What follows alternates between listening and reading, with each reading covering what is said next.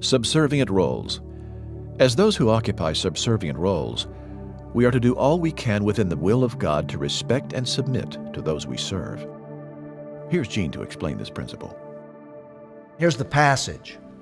Household slaves. He calls them household slaves. He's dealing with a particular group of people who are slaves within these Roman households.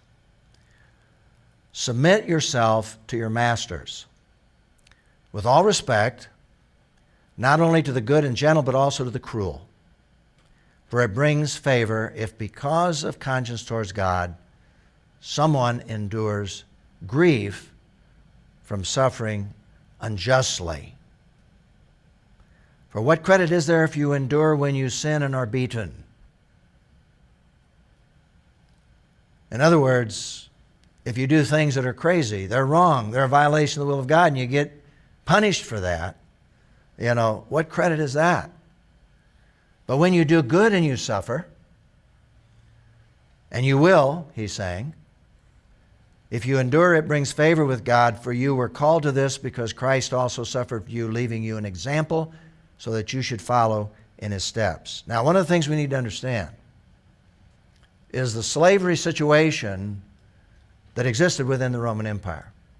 Most of these slaves were taken into captivity as a result of wars, particularly as the Romans took over the Grecian Empire, which means that many of these slaves were doctors. They were nurses. They were teachers. They were musicians. They were skilled artisans. Many of them were overseers. They had a lot of delegated responsibility.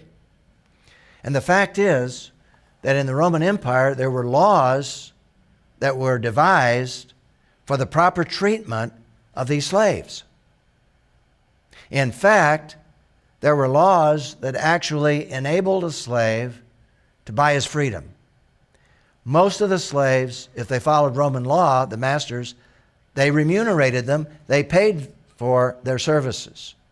So this was an interesting culture with laws that were on the books on how you treat these slaves.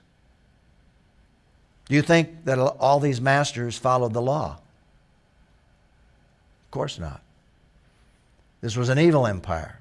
That's why Peter says whether they treat you good or whether they treat you in an evil, cruel way. Just because you have laws in the books doesn't mean you're going to treat people right. We have a lot of laws in our books. Do we treat people right? As employers, as parents, as, just think about the abuses within our culture, within our society, within big government, within big institutions, with CEOs who bleed people, get huge bonuses, take away the living of other people. We have a lot of abuse, even though we have laws on the books. Same thing was true in the Roman Empire. And so these people were living within a violation of a lot of the laws which were for their benefit. So Peter is writing to these individuals and reminding them in verse 25 of this passage that they're now believers. They're living within this culture. You were like sheep going astray. You have now returned to the shepherd and guardian of your souls. And even though you live within this hostile environment, sometimes you're treated right, sometimes you're treated wrong. But what you should do is you should do everything you can to live a godly life and be obedient and submit. And sometimes you won't win, because no matter what you do, you're going to be punished because there's evil in this world. Well, this raises an interesting question. How does this principle of submission apply to employer-employee relationships? And once you move into that subject and move into our culture, you've got a whole different ballgame.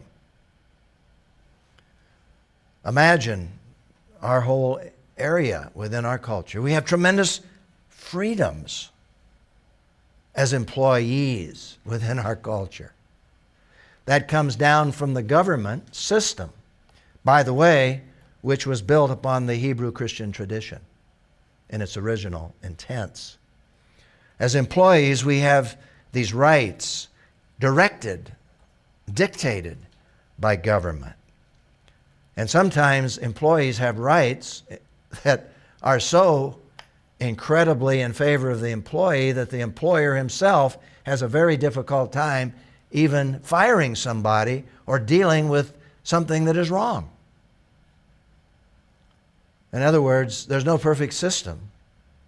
And so, again, look at the freedoms that we have. So as Christians, what does that say? Well, as Christians, we should never abuse our rights. Never. I think that's where this principle really comes down hard on us.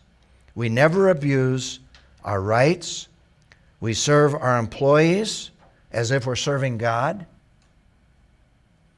And I think that statement to slaves, serve your master as if you're serving God, certainly applies to those of us who live within this free society, this culture. This means never taking advantage of our employer.